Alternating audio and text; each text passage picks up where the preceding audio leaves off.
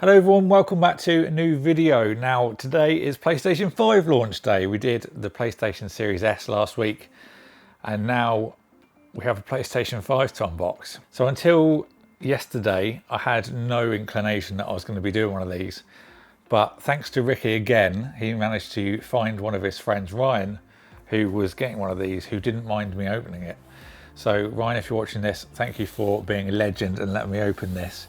I know it's a big ask to let someone else open the console that you've just splashed £500 on, so I really do appreciate it. I'll definitely buy you and Ricky a drink at some point. So, PlayStation 5, this box is humongous. It's probably the biggest console box that I've seen yet. And it doesn't even fit in the other side of the frame, or the other camera. So we're going to do an unboxing and overview. Now this one does 120 Hertz, 4K, 8K. There's only one seal. You don't know if you can even see it on this camera, just about on the top. That's how you should do it. Not loads of little seals that ruin your boxes. And then it just seems like we'll just open this flap. Okay, so nice, that opens quite nicely. And then we'll slide this out. That's heavy to do in one go. Put that over to the side. Okay. This is really even more tense knowing that this isn't even a direct friend's console, it's someone else's, a friend of a friend. So we open this part. It's a very weird way to open all this. So, got some documentation here.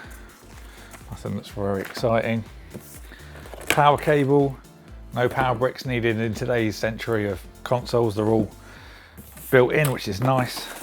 With the controller, we'll get to that in a minute, and then I can compare against the previous one. Underneath here, USB-C cable for charging your controller. I do know that you actually have to plug it in straight away when you do power the console on for the first time as well. And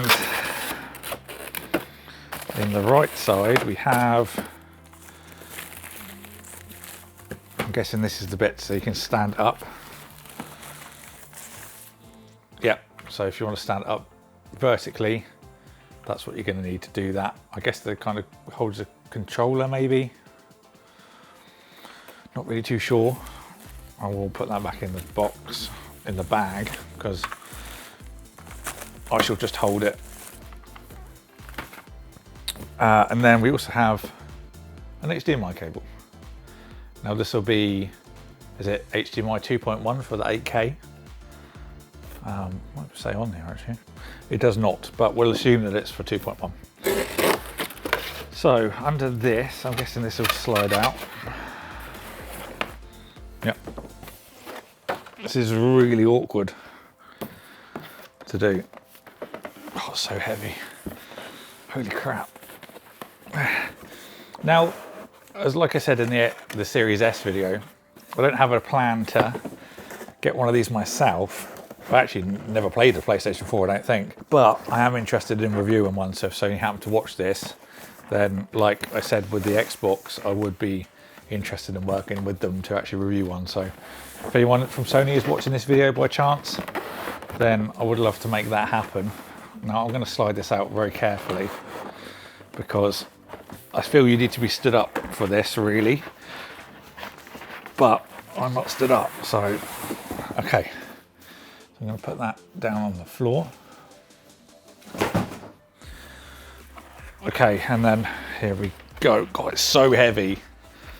I've said that so many times already, but I legitimately don't think I've ever held such a heavy console in my life. The beast, the behemoth. Let's run you through. This is a monstrosity. Look at the size of this thing. Compared to the PS4 Pro, it's blimey. So, as you can see, it is massive. So on the front we've got, we can hold this up, looks like 2 buttons here. I'm going to guess one is for power, yeah, one's eject for your disc. As you can see, this is the physical disc version. Then you've got a USB-C port on the console, and then a USB-A.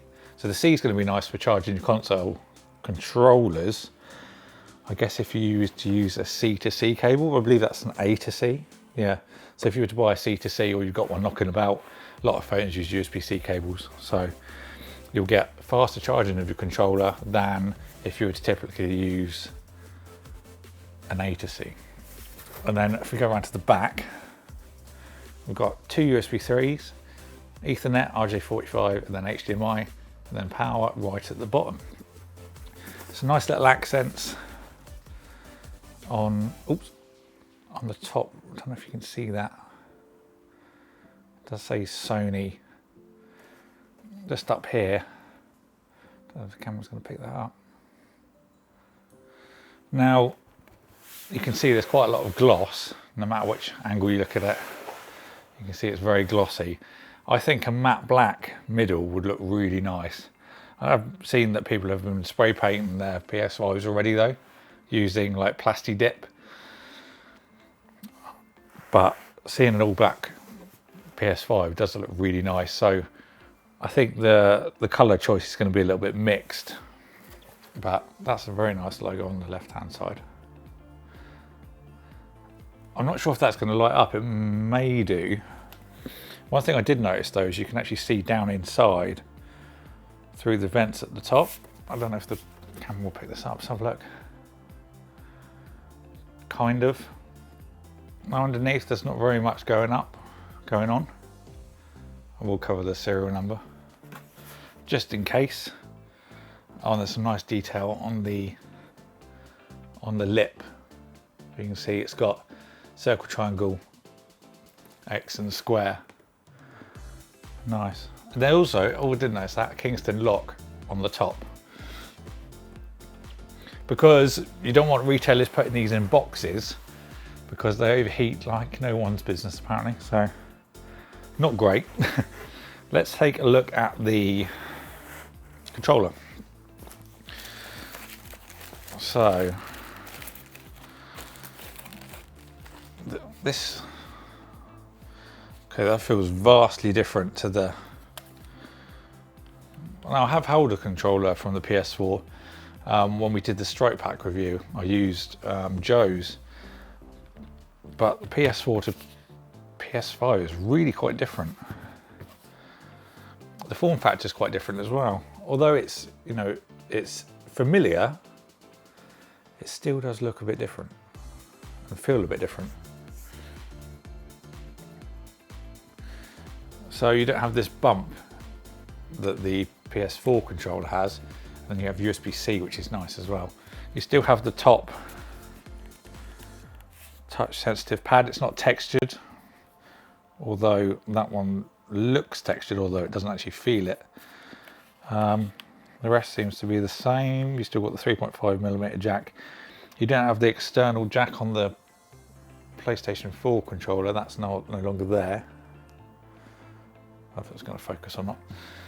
But apart from that, it feels similar. My thumbsticks are quite quiet as well. PS4, PS5 is a lot quieter actually. And one thing that me and Ricky's been talking about as well is that the developers can take advantage of these triggers and they can get actually harder as you press them further down. So if you're playing games with, say you're using an MG42 on World of Warcraft, on Call of Duty, you could have it so the higher the recoil gets, the harder it is to press down. So it kind of gives you some kind of kickback and makes it a little bit more realistic than what you just have from a trigger that just goes, you know, all the way down and all the way back. Gives you some resistance. Can also be used for, like, if you go off, maybe you're playing Gran Turismo and you go off the track and onto gravel, your accelerator could stiffen up. So like as you start to like chug till you get off the gravel and back onto the track. So lots of different things that could be implemented into. So yeah, certainly nicer than the other one. It's a nicer shade of white as well. The other one seems a little bit cream in comparison when they're both together. So I think, apart from just putting the PS4 and PlayStation 5 together,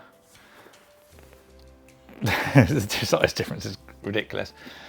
I think that was pretty much it. Obviously I'm not going to be powering this on as it's not mine to do that with. So literally just an unboxing and first impressions, but you can get an idea of the size comparison.